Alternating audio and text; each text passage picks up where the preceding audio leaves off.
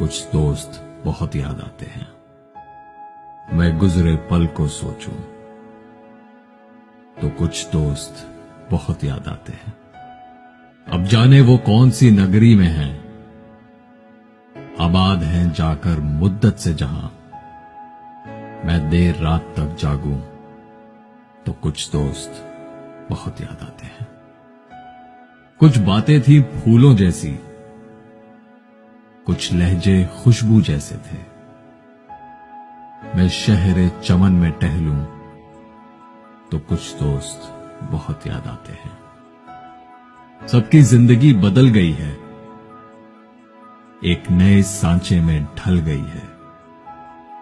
किसी को नौकरी से फुर्सत नहीं और किसी को दोस्तों की जरूरत नहीं। सारे यार गुम हो गए हैं, तू से तुम और आप हो गए हैं। धीरे धीरे उम्र कट जाती है, जिंदगी यादों की लहर बन जाती है। कभी किसी की याद बहुत तड़पाती है और कभी यादों के सहारे जिंदगी कट जाती है। किनारों पर सागर के खजाने नहीं आते,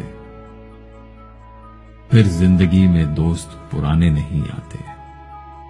जी लो इन पलों को हंसकर ए दोस्त, फिर लौटकर दोस्ती के गुजरे जमाने नहीं आते।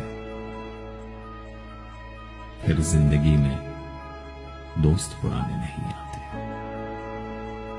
फिर जिंदगी में दोस्त पुराने नहीं आते।